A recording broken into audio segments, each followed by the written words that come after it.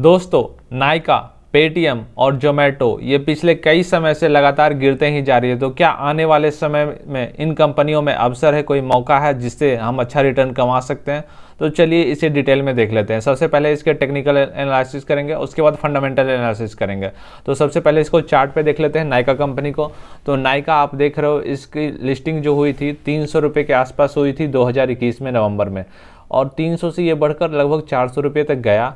400 के बाद ये सीधा 200 पे सीधा हाफ हो गया, 50% डाउन हो गया। उसके बाद इसने थोड़ा सा बाउंस बैक दिखाया, और बाउंस बैक दिखा करके इसने 300 के 50% इसने बाउंस लिया वहाँ से 200 से, और 300 के प्राइस पे चला गया।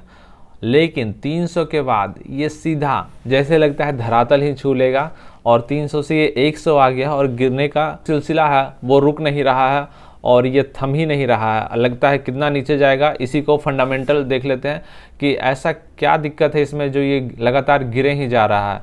तो सबसे पहले देख लेते हैं इसकी मार्केट कैप को। मार्केट कैप देखिए 38,000 करोड़ के आसपास है, वो भी इतनी गिरावट के बाद भी। तो आप समझ सकते हो कि किस वैल्यूएशन पे ये कंपनियां आई थी, और अभी भी इतना गिरने के बाद भी इनका मार्केट कैप 38,000 करोड़ है। ये सच में एक बहुत बड़ी बात होती है 38,000 करोड़ कंपनी एक नई कंपनी के लिए। और इसकी बुक वैल्यू आप देख सकते हो मात्र 5 की है, और इसकी प्राइस 133 रुपये पे है। तो आप सोचो कि ये कितनी गुनी महंगे हो गए। बुक वैल्यू मात्र 5 रुपये के आसपास, और स्टॉक प्राइस 133 की है। और इसका अब मैं आपको दिखाता हूँ इसमें क्या खासियत है और क्या कमियां हैं इस कंपनी में। तो फ्रोज खासियत में आप देखो तो सिर्फ एक ही खासियत है कि उम्मीद है कि ये अच्छा क्वार्टर रिजल्ट दे सकती है, सिर्फ वही एक खासियत है। बाकी सिर्फ कमियां ही भरी पड़ी है।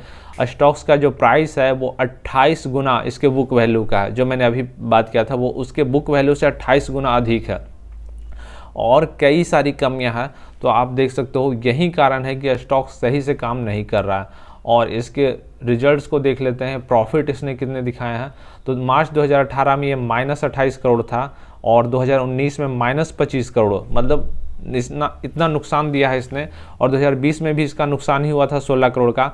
लेकिन 2021 में इसने प्रॉफिट दिखाया 62 करोड़ का, और 2022 में 41 करोड़ का, और इस साल उम्मीद है लगभग 50 करोड़ प्रॉफिट दिखा सकता है। लेकिन आप ये देखो कि 40,000 करोड़ की कंपनी और कमाई मात्र 40 करोड़ हो रही है।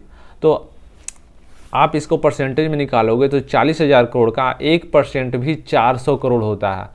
तो ये 1% भी प्रॉफिट नहीं कमा पा रही है अपने मार्केट कैप से, वो भी पूरे साल भर में।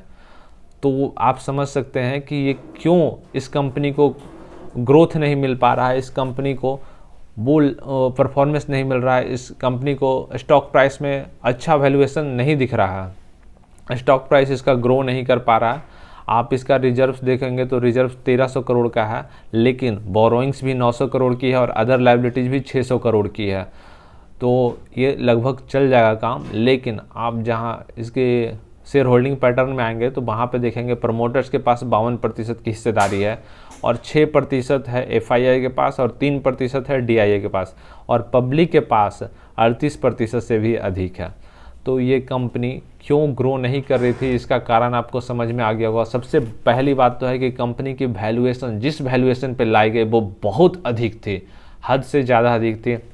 और जो इसकी अभी भी बुक वैल्यू है उससे 28 गुना अधिक महंगे रेट पे ये चल रहा है, अभी भी इतनी गिरावट के बाद भी। अब चलिए दूसरे कंपनी पे बात कर लेते हैं। दूसरा कंपनी है पेटीएम। पेटीएम को आप देखिए तो पेटीएम भी काफ़ी ख़राब रिटर्न इसने दिखाए हैं, और पेटीएम जहाँ पे लिस्ट हुआ था वहीं से इसने गिरावट दिखाई है। उसके कभी भी इसने बाउंस बैक जैसी कोई चीज़ दिखाई ही नहीं, लगातार गिरता ही चला गया है। लगभग 2,000 रुपये के प्राइस पे ये लिस्ट हुआ, और वहाँ से 500 रुपये, वहाँ से 1/4 आ चुका है, और इसमें कहीं कुछ ऐसा नहीं दिखता कि कोई बाउंस बैक आया। हालांकि हाल के दिनों में इसमें वॉल्यूम तो बने हैं, लेकिन ये वॉल्यूम कितने सही हैं वो दिखते हैं इसके फंडामेंटल एनालिसिस में।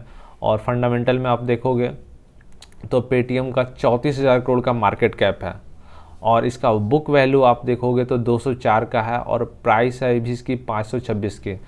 तो बुक वैल्यू से 2.5 गुना अधिक है इसकी प्राइस, और इसका PE तो निकल कर आएगा ही नहीं। क्यों? क्योंकि अभी भी ये कंपनी निगेटिव रिटर्न दिखा रही है। कंपनी प्रॉफिट में आई नहीं, इसीलिए इसका पीई नहीं आएगा। कंपनी में सिर्फ एक अच्छाई है कि लगभग डेब्ट फ्री कंपनी है, इस कंपनी के ऊपर कोई कर्ज नहीं है। लेकिन आप देखोगे कॉन्स में तो कमियां भरी पड़ी हुई है, इतना महंगे रेट पे, फिर इसका रिटर्न ऑन इक्विटी निगेटिव में है पिछले 3 सालों से। और आप देख सकते हैं इसकी प्रॉफिट को, तो प्रॉफिट आप देखोगे तो आपको खुद समझ में आ जाएगा। मार्च 2016 में 1500 करोड़ इसने निगेटिव दिखाया था, फिर ये निगेटिव थोड़ा कमा 900 करोड़ हुआ, लेकिन उसके बाद ये निगेटिव बढ़ता ही चला गया। और आप देख सकते हो 2022 में 2300 करोड़ इसने निगेटिव दिया है, नुकसान हुआ है। और इस साल भी 2600-2700 करोड़ का नुकसान दिखा सकती है कंपनी। तो ये एक बहुत बड़ी चिंता की बात है कि कंपनी अपना नुकसान बढ़ाते जा रही है। कंपनी का ना ही नुकसान कम हो रहा है और प्रॉफिट में आने की बात तो बहुत दूर की है। और कंपनी पे देख लेते हैं, रिजर्व्स कंपनी के पास 13,000 करोड़ की है और बोरोइंग्स ये सब बहुत कम है, तो ये तो एक अच्छी बात है। लेकिन जब आप इसका शेयर होल्डिंग पैटर्न देखोगे तो सारा झोल वहीं समझ में आ जाएगा कि कंपनी में कितनी बड़ी दिक्कत है। कंपनी में प्रमोटर्स तो है ही नहीं, प्रमोटर्स को खुद अपनी कंपनी पे विश्वास नहीं है, तो लोग क्या विश्वास दिखाएंगे। आप देखो FII 77% है, अच्छी बात है, चलिए। DII मात्र 1%। इस देश के लोगों को ही इस देश की कंपनी पे विश्वास नहीं है, घरेलू निवेशकों को, आप समझ सकते हो। और पब्लिक है 21%।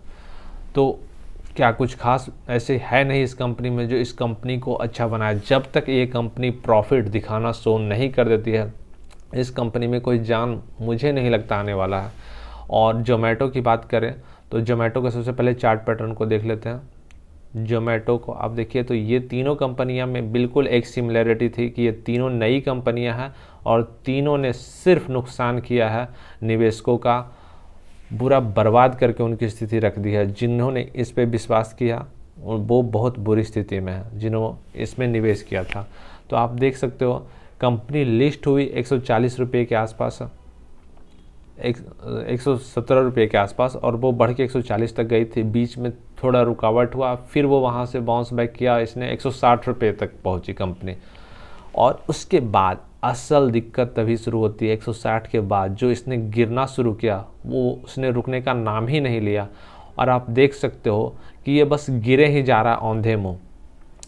तो कमी क्या है फंडामेंटल में देख लेते हैं कि जोमेटो में कहाँ कौन सी कमी है, क्यों नहीं बढ़ रही है। सबसे पहली बात तो इसके वैल्यूएशन को देखो, मार्केट कैप 42,000 करोड़ से भी अधिक है, इतनी गिरावट होने के बाद भी। और ये तीनों कंपनियां बहुत महंगी है इतनी गिरावट के बाद भी, सच्चाई तो यही है। बुक वैल्यू आप देखो तो 24 रुपये के आसपास है, प्राइस ठीक है 2 गुना है, ये बड़ी बात नहीं है। लेकिन मार्केट कैप अभी भी बहुत ज़्यादा है, return on equity, return on, ये सभी तो निगेटिव में रहेंगे ही। और उसके बाद आप देख सकते हो इसमें दिक्कत क्या है। यहाँ पे आप देखो प्रो में अच्छाई में कि डेब्ट फ्री है, कंपनी का रिजल्ट अच्छा आ सकता है, ये 2 चीज़ है। लेकिन कमी में क्या है, कंपनी का रिटर्न ऑन इक्विटी पिछले 3 सालों से निगेटिव में है, वो भी 21% है। और कंपनी ने प्रॉफिट कितना दिखाया है इसको देख लेते हैं। प्रॉफिट की तो खैर कोई बात ही नहीं, नुकसान कितना कर रहे हैं ये देख लेते हैं। 2015 में इन्होंने 72 करोड़ का नुकसान दिखाया था, 16 में लगभग 300 करोड़, फिर वहीं 600 करोड़ के आसपास पहुंच गया। फिर घटना शुरू हुआ, एक अच्छी बात थी, 78 करोड़ निगेटिव था, फिर निगेटिव बढ़ा 1000 करोड़, 2500 करोड़, फिर 900 करोड़ के आसपास, फिर 1000 करोड़ 2022 में इसने दिखाया। हाँ, इस साल उम्मीद है कि शायद इसका जो निगेटिव है, जो इसका घाटा है वो आधा रह सकता है, तो ये एक अच्छी बात हो सकती है जोमेटो के लिए। और देख लेते हैं कि कंपनी के पास रिजर्व्स तो खैर अच्छे खासे हैं, बोरोइंग्स और अदर लायबिलिटीज़ भी काफ़ी कम है, तो ये एक अच्छी बात है। और शेयर होल्डिंग पैटर्न्स को देख लीजिए तो शेयर होल्डिंग पैटर्न्स में इसमें भी कोई मालिक, कोई प्रमोटर है ही नहीं। तो मेन दिक्कत तो यही समझ में आती है कि प्रमोटर अपनी ही कंपनी पे क्यों नहीं विश्वास कर रहे हैं। असल प्रॉब्लम तो वहीं दिखती है, ना ही पेटीएम में है और ना ही जोमेटो में। ये दोनों कंपनियां में तो प्रमोटर्स हैं ही नहीं। नायका में है, लेकिन नायका की वैल्यूएशन तो हद से ज़्यादा है, उसकी पी रेशियो को जब आप देखोगे, पी रेशियो भी महंगी है और बुक वैल्यू भी। और इसमें और इन दोनों कंपनियों में मालिकों का तो विश्वास ही नहीं है। तो यही सबसे बड़ी चिंता का बात है कि ये तीनों कंपनियां क्यों नहीं बढ़ रही है। और लगता भी नहीं कि आने वाले समय में अच्छा रिटर्न दिखा सकती है। जब तक ये कंपनियां पॉजिटिव रिजल्ट्स नहीं देती, जब तक इन कंपनियों को कोई लाभ नहीं होता, तब तक तो ये अच्छा परफॉर्मेंस की उम्मीद कम ही की जा सकती है इनसे। तो मिलते हैं नेक्स्ट वीडियो में। अगर आपका कोई प्रश्न है, कोई डाउट है, तो उसे कमेंट बॉक्स में टाइप कर दें। जय हिंद। इस वीडियो को लाइक कर लीजिए और इस चैनल को सब्सक्राइब कर लीजिए। मिलते हैं नेक्स्ट वीडियो में।